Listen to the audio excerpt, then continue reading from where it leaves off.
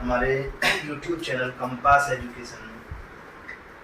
तो वही आज जो वर्कशीट है ना वो हमारी वर्कशीट नंबर 4 है, क्लास 10th की वर्कशीट है। इस वर्कशीट में बेसिकली ट्राइंगल के बारे में, जो उसकी प्रॉपर्टीज हैं उनके बारे में बताया गया है। ठीक, तो सबसे पहली चीज है ट्राइंगल होता क्या है? क्या? त्रिभुज। त्रिभुज जो है वो तीन भुजाओं से बंद आकृति को क्या कहते हैं? हम त्रिभुज कहते हैं। ठीक, उसमें तीन साइड होंगी और तीन ही क्या होंगे? एंगल होंगे, तो उसको हम क्या कहते हैं? त्रिभुज कहते हैं। इसमें सबसे बात करते हैं हम सर्वांग समता, किस चीज की? Congruency of triangle. तो पहली सर्वांग समता आती है इसमें SAS,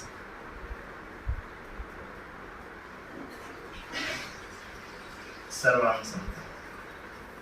ठीक, तो पहली सर्वांग समता है इसमें SAS, मैं लिख लेता हूं। दूसरी क्या है इसमें? SSS।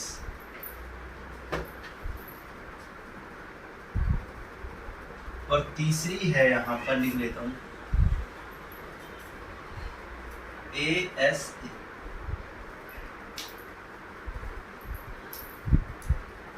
और चौथी है हमारी RHS। कौन सी? RHS सर्वांग समता। अब इन चारों सर्वांग समताओं को हम पढ़ेंगे। तो पहली सर्वांग समता है हमारी SAS की, यानी साइड एंगल साइड, यानी उस, और ये जो सर्वांग समता है ये हमेशा दो ट्राइंगलों को लेकर ही ये सर्वांग समता किसी भी ट्राइंगल में लगती है। अगर दो ट्राइंगल होंगे तो सर्वांग समता हम लगा सकते हैं, अदरवाइज एक ट्राइंगल से सर्वांग समता हम नहीं लगा सकते। तो ये जो सर्वांग समता है ये दो ट्राइंगलों में लगती है। तो कहने का मतलब क्या हुआ कि साइड एंगल साइड, दो ट्राइंगल है हमारे पास, एक ये और एक ये। मैंने बोला साइड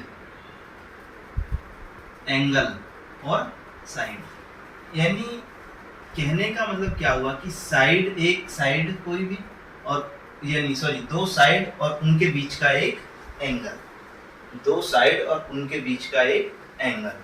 ऐसे ही ये साइड और इनके बीच का एक एंगल, ये भी हो सकता है एंगल। अगर साइड इसको लोगे तो फिर साइड ये लेनी पड़ेगी, यानी दो साइड होंगी, ये वाली साइड और ये वाली साइड, इन दोनों के बीच में जो एंगल बनेगा उसी को हम ये डिनोट करते हैं।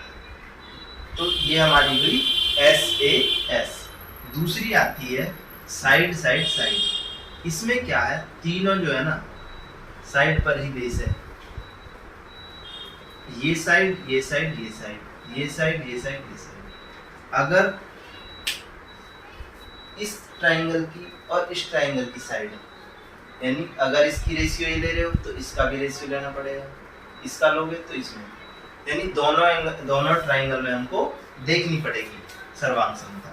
तो हम इस दो ट्राइंगलों में देख के बता सकते हैं कि अगर किसी भी ट्राइंगल की तीनों साइड दी हुई, समझना एक बात, इधर भी दो ट्राइंगल है, इधर एक ट्राइंगल इधर है और एक ट्राइंगल इधर है। अब हमसे ये पूछेगा कि ये सर्वांग सम है या नहीं है, इनकी साइडों का कुछ भी मेजरमेंट दे देगा। तो आप किस प्रॉपर्टी से बता सकते हो? SSS यानी SS सर्वांग समता से आप बता सकते हो कि ये जो ट्राइंगल है ये दोनों ट्राइंगल सर्वांग सम हैं, क्योंकि इनकी जो साइड है वो आपस में क्या है? बराबर है।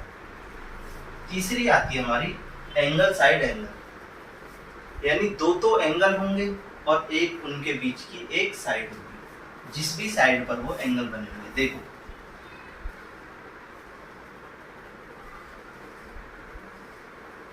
ये एंगल और ये एंगल, बीच की साइड ये एंगल और ये एंगल, इन दोनों की साइड ये। तो ये दोनों ट्राइंगल भी इस केस में भी क्या हो जाएंगे? सर्वांग सम हो जाएंगे। अब आती है थर्ड, आती है RHS, right angle. Right angle hypotenuse side,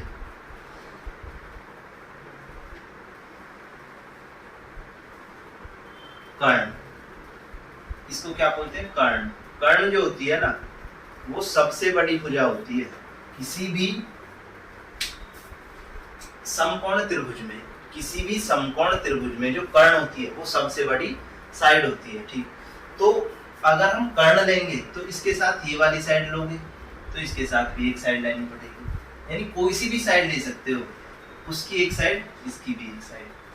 ठीक, तो कर्ण के साथ भी ये हुआ है, यानी right angle hypotenuse side. Hypotenuse तो लेना ही लेना है और एक साइड और लेनी है, वो हमें क्वेश्चन के हिसाब से पता करनी पड़ेगी कि भाई कौन सी साइड ले रहे हैं हम, कौन सी नहीं ले रहे। तो ये हमारी 4 सर्वांग समताएं थी जो हमारी अब जो क्वेश्चन होंगे वो इसी पर बेस्ड हम करने वाले हैं। ठीक, वही लिख रखा है इसमें, दो त्रिभुजों में दो संगत भुजा और उनके बीच का संगत कोण। दो संगत भुजा, एक भुजा ये और एक भुजा ये, और इनके बीच का कोण। आगे समझ में बात। दूसरी क्या है, एस एस एस। तीनों संगत भुजाओं समान हो तो क्या कह सकते हैं हम उसे, सर्वांग सम कह सकते हैं। अब आती है एक बात आती है मध्य बिंदु प्रमेय, मिड पॉइंट थ्योरम।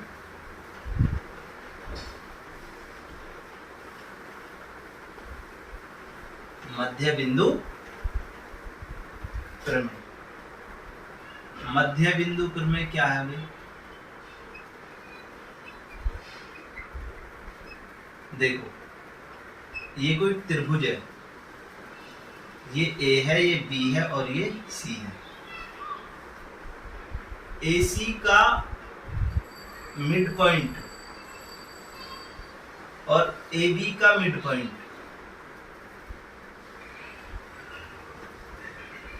AB का मिड पॉइंट है ये E और ये F। E और F को मिला दिया हमने, E और F को मिला दिया तो हम क्या कह सकते हैं कि BC पैरेलल है EF के।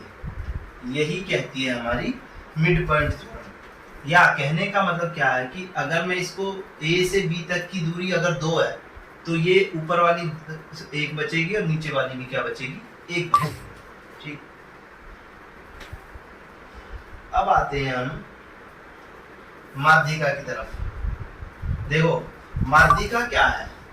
माध्यिका एक ट्राइंगल को दो इक्वल एरिया के ट्राइंगल में डिवाइड करती है। ठीक, और सामने वाली भुजा पर को क्या करती है, बाइसेक्ट करती है, इक्वल बाइसेक्ट करती है। जैसे माध्यिका,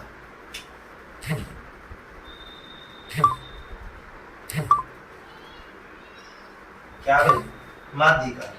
माध्यिका की बात आती है, ये कोई ट्राइंगल है और इसका मिड पॉइंट है ये AB का और ये C है। तो ये जो ट्राइंगल बने, ये इक्वल एरिया जो होगा ना इनका, एरिया वो क्या होगा हमारा, इक्वल होगा। Area of triangle ACD is equal to area of triangle CDB। यानी इसका और इसका, ये जो CD है, CD को क्या बोलेंगे, मीडियन, माध्यिका। क्या बोलेंगे, CD को मीडियन बोलेंगे। और जो D पॉइंट है, जो D पॉइंट है ना, ये बिल्कुल बीच में होगा। AB का जो मध्य बिंदु है, AB का मिड पॉइंट जो होगा वो D है। माध्यिका, अगर मैं यहां से माध्यिका इस CD पर डाल रहा हूं ना, तो वो सामने वाली भुजा को वो दो इक्वल पार्टों में डिवाइड कर देगी। ठीक भाई, चलो अब इसमें एक वो है, तुम्हारा क्वेश्चन भी है चौथा क्वेश्चन है, किसी त्रिभुज की माध्यिका को परिभाषित कीजिए। किसी त्रिभुज की माध्यिका उस त्रिभुज को दो समान क्षेत्रफल वाले त्रिभुजों में बांटती है। ठीक, बस यही लिख देना, कोई दिक्कत नहीं है। अब आती है पहला क्वेश्चन, एक मिनट, एक और छोटा सा होगा, त्रिभुज का क्षेत्रफल। त्रिभुज का क्षेत्रफल, अगर कोई त्रिभुज दे रखा है आपको और उसकी ऊंचाई दे रखी है, अगर कोई त्रिभुज दे रखा है और उसकी ऊंचाई दे रखी है। देखो हमको समकोण त्रिभुज का क्षेत्रफल पता होता है 1/2 बेस इंटू हाइट। ठीक, तो करना क्या है, त्रिभुज का क्षेत्रफल 1/2 बेस इंटू हाइट, ये इसका बेस है और ये इसकी हाइट है। ये जब काम करेगा या तो राइट एंगल ट्राइंगल में समकोण त्रिभुज में काम करेगा ये क्षेत्रफल, या किसी त्रिभुज, कोई भी त्रिभुज है उसकी हाइट दे रखी है हमको तब काम करेगा। ठीक, तो एक फॉर्मूला ये था, यहाँ तक आप इसको नोट डाउन कीजिए। इसके बाद नेक्स्ट क्वेश्चन की तरफ चलते हैं हम। इसमें 2-3 स्टेटमेंट दे रखे हैं, उनको पढ़ लेना भाई, दूंगा मैं भी।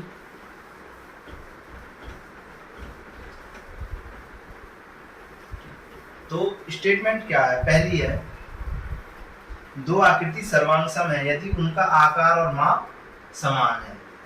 सर्वांग सम के लिए क्या है, आकार और माप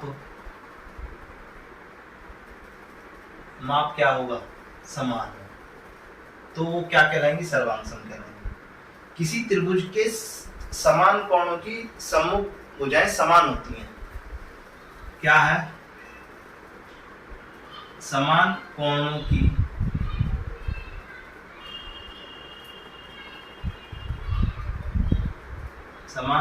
सम्मुख भुजाएं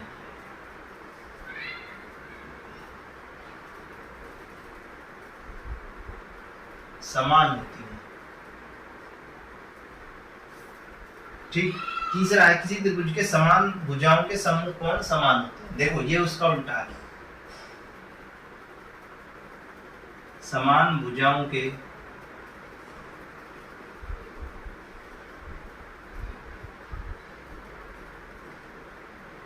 सम्मुख कोण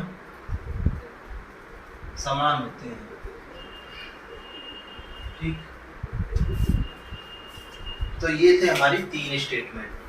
ये कैसे काम करेंगी, देखो समान कोण की सम्मुख भुजाएं समान होती हैं। अगर कहीं पर दो ट्राइंगल है, देखो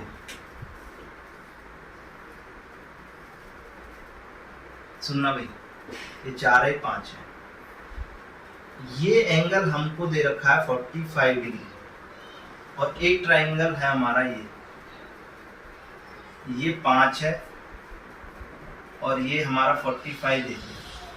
तो हम इसको, ये जो साइड होगी ना, ये भी हमारी क्या होगी, 4 होगी, क्या होगी, 4।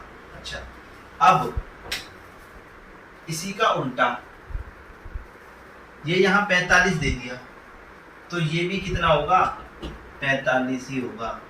तो ये दोनों स्टेटमेंट इस वाले हमने समझी। अब हम करते हैं क्वेश्चन। पहला क्वेश्चन तो हो गया, सर्वांग सम आकृति समान आकार और समान माप होती है, सर्वांग सम आकृतियों की। चलो सेकंड क्वेश्चन है हमारा, समकोण त्रिभुज PQR में PQ 3 सेंटीमीटर, PR एक सम, क्वेश्चन नंबर दूसरा, क्वेश्चन नंबर 1 है पहला।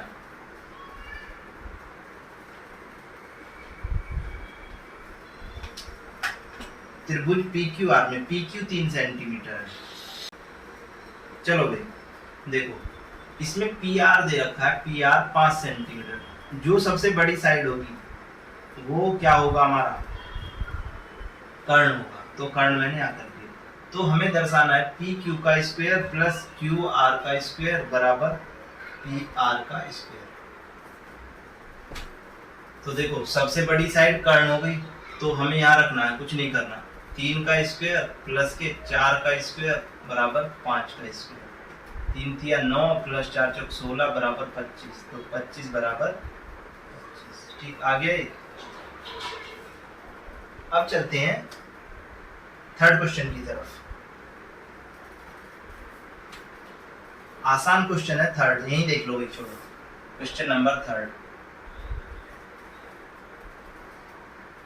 ये x है, ये y है, ये z है, और E और F क्या है, इसके मिड पॉइंट है।